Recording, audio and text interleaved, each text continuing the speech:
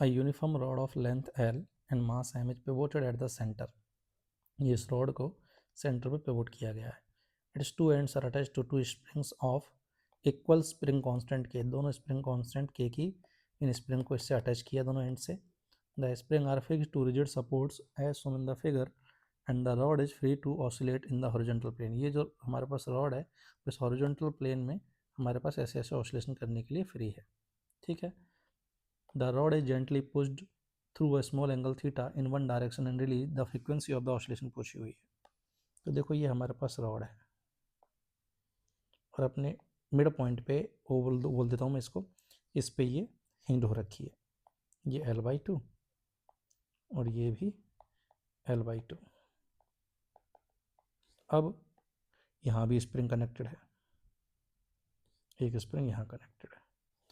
अब अगर इस रॉड को स्मॉल एंगल थीटा से अगर घुमा दिया जाए तो ऊपर वाली स्प्रिंग में भी x एक्सपेंशन आएगा, नीचे वाली में भी x एक्सपेंशन आएगा.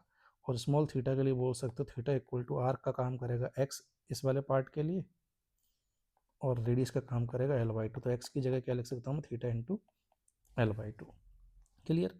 अब वापस क्या करना है, अब ये जो रॉड है हमारे पास अपने इस point okay about angular oscillation कर रही है, तो बस टॉर्क निकालने वाला हूँ मैं और इसको माइनस सी थीटा से कंपेरिजन करके इजीली इसका क्या आ जाएगा हमारे पास एंगुलर फ्रीक्वेंसी एंड फ्रीक्वेंसी आ जाएगा.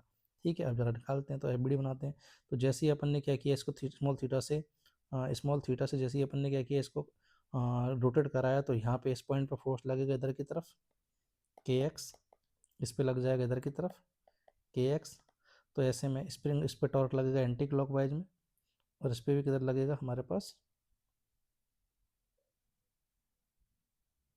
ठीक है, इस पे भी किधर लगेगा एंटी क्लॉकवाइज में. तो दोनों के टॉर्क जो है वो हमारे पास क्या हो जाएंगे ऐड. तो ओवरऑल टॉर्क कितना आ जाएगा अबाउट ओ, ये आ जाएगा kx इंटू L/2 साथ में kx इंटू L/2 दोनों का ये. क्लियर. अब एक चीज़ तो क्लियर है, तुमने थीटा दिया है क्लॉकवाइज में बट टॉर्क जो आ रहा है वो आ रहा है एंटी क्लॉकवाइज में, तो रीस्टोरिंग नेचर तो है. बस इसको कंपेरिजन करते हैं स्टैंडर्ड रिजल्ट से. तो टॉर्क की वैल्यू कितनी आ गई हमारे पास नेट, ये आ गया के एल, एक्स की जगह रख देते हैं थीटा इंटू L/2. ठीक है. टॉर्क इक्वल टू होता आई अल्फा, तो आई की वैल्यू रोड के लिए अपने सेंटर ऑफ मास क्या आउट आ जाएगी ml²/3 इंटू एल्फा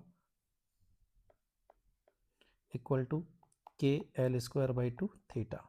तो यहाँ से अल्फा की वैल्यू आ गई 3/2 K/m थीटा. L² कैंसिल हो गया तो 3K/2/m ये आ गया अल्फा. और इसको कंपेरिजन करो तो यहाँ से साफ साफ ω² अल्फा इक्वल टू ω² थीटा से ω² की वैल्यू आ गई 3K/2m.